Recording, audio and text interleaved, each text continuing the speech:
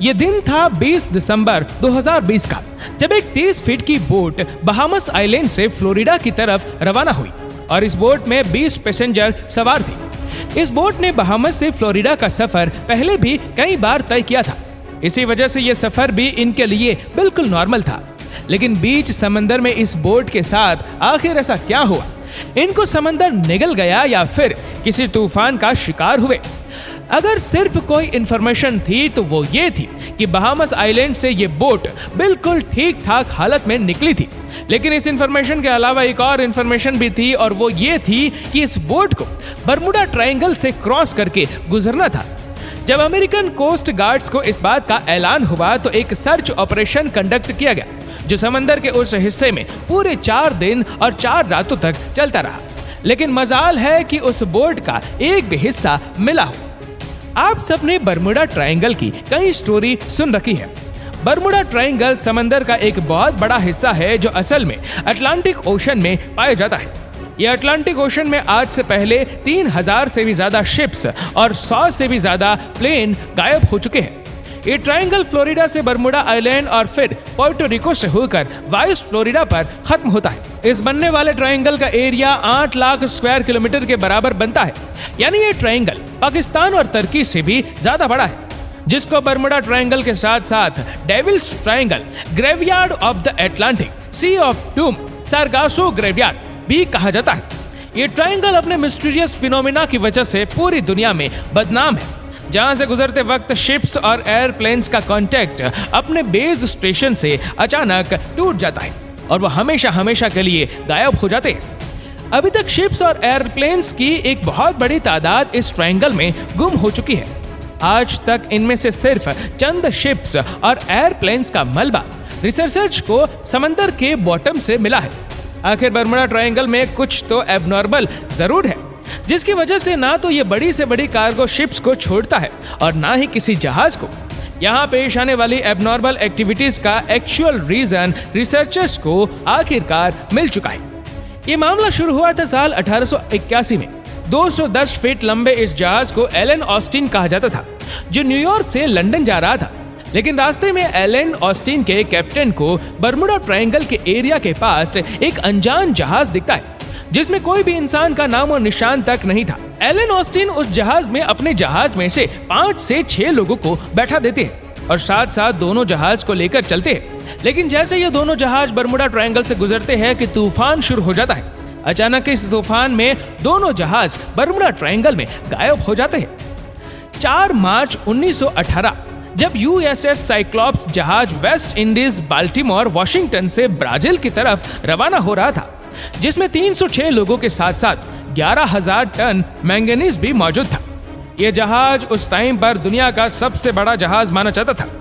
लेकिन यह जहाज जैसे ही अटलांटिक ओशन के बरमुडा ट्रायंगल में आया, वैसे ही ये जहाज गायब हो गया और इस तरह ना ही कभी 306 लोगों के साथ साथ 11,000 टन मैंगनीज का कभी पता न चल सका।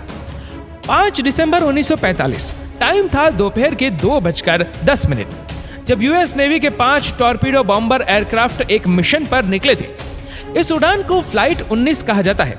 उन 5 एयरक्राफ्ट्स में बैठे 14 लोगों के लिए यह बिल्कुल रूटीन प्रैक्टिस थी। लेकिन बरमुडा ट्रायंगल के एरिया में आते ही यूएस नेवी के रडार से 5 टॉर्पीडो बॉम्बर 7:04 पर अचानक गायब हो गए, और वह भी एक साथ, क्योंकि उस वक्त वर्ल्ड वॉर 2 को खत्म हुए सिर्फ चंद महीने ही गुजरे थे। इसी वजह से यूएस नेवी का शक था कि शायद किसी दुश्मन ने उनके एयरक्राफ्ट्स को गिरा दिया है। उनकी तलाश में एक और नेवी एयरक्राफ्ट भेजा गया, जिसका नाम था search and rescue Mariner aircraft, जिसमें 13 लोग शामिल थे। लेकिन हैरत अंगेज तौर पर वह भी बरमुडा ट्रायंगल के एरिया में आते ही रडार से गायब हो गया, और इस तरह ना ही कभी उन 5 बॉम्बर एयरक्राफ्ट्स का और ना ही उस रेस्क्यू जहाज का कभी पता चल सका। यही वो हादसे थे जिसके बाद दुनिया भर में बरमुडा ट्रायंगल को खौफ की निगाहों से देखा जाने लगा। लेकिन इस वाकया से तकरीबन 10 साल पहले कुछ ऐसा ही सीन एक और प्लेन के साथ हुआ था, लेकिन खुशकिस्मती से वह अपनी जान बचाने में कामयाब हो गए थे।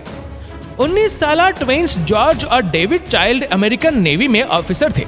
अचानक इनको अपने वालिद की मौत की खबर मिली, तो इनको एक प्राइवेट एयरक्राफ्ट में बैठकर अपने होम टाउन जाना पड़ा। अभी जहाज को बरमुडा ट्रायंगल के समंदर के ऊपर पहुंचे सिर्फ 20 मिनट ही गुजरे थे कि पायलट ने इनको बताया कि जहाज के तमाम इंस्ट्रूमेंट ने काम करना बंद कर दिया है। ना ही पायलट को फ्यूल का अंदाजा था, ना ही उसका रेडियो काम कर रहा था और ना ही उसको यह मालूम था कि इस वक्त वो किस डायरेक्शन में जा रहा है। इन दोनों भाइयों का कहना था कि इतनी ऊंचाई से भी हमें ना ही कोई शिप नजर आ रही थी और ना ही जमीन का छोटा सा भी हिस्सा। दूर दूर तक सिर्फ और सिर्फ पानी ही पानी नजर आ रहा था। इतने में पायलट के पसीने छूटना शुरू हो गए और वह बेहोश हो गया। लेकिन खुशकिस्मती थी कि प्लेन में को पायलट भी मौजूद था, जिसने प्लेन का कंट्रोल भी संभाल लिया और चंद घंटों के इस खौफनाक हादसे के बाद आखिरकार उनको जमीन नजर आ गई, जहां प्लेन को इमरजेंसी लैंड कर लिया गया। कई सालों के बाद बरमुडा ट्रायंगल अपने मिस्टीरियस वाकयात की वजह से मशहूर हुआ।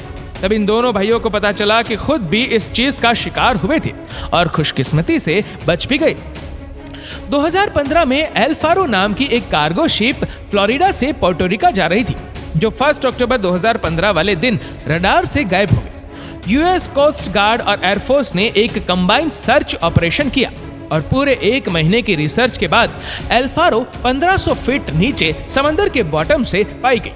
शिप के कैप्टन से जब आखिरी कांटेक्ट हुआ था तब ऐसा लग रहा था जैसे शिप में पानी आ चुका है और वो एल फारो से होने वाला आखिरी कांटेक्ट था। 23 फरवरी 2017 को टर्किश एयरलाइंस का एक जहाज फ्लाइट TK-183 क्यूबा के शहर हवाना में लैंड करना था और इसी वजह से उसको बरमुडा ट्रायंगल के ऊपर से गुजरना पड़ा। लेकिन अचानक पायलट ने कंट्रोल टावर को रिपोर्ट किया कि जहाज बिल्कुल एबनॉर्मल बिहेव कर रहा है, जिसकी वजह से पायलट ने फौरन जहाज का रुख बदल दिया और हवाना के बजाय डॉलेस एयरपोर्ट पर जहाज को लैंड कराकर 440 पैसेंजर्स की जान बचा दी।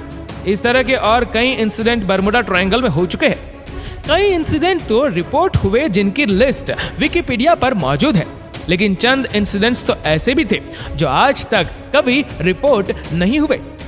1967 में क्रिसमस वाले दिन एक अमेरिकन बिजनेसमैन जिसका नाम बुराक था अपने लग्जरी यॉट में मियामी बीच की सैर को निकला। लेकिन थोड़ी ही देर बाद बीच गार्ड को बुराक की कॉल आई और उसने बताया कि उसकी यॉट की किसी ठोस चीज से टक्कर हुई है। जब गार्ड्स वहां पहुंचे तो ना ही उनको कोई यॉट मिली और ना ही बुराक का कोई नाम और निशान था। समंदर में कौन सी चीज से उसकी टक्कर हुई थी, ये राज बुराक के साथ ही हमेशा के लिए दफन हो गया।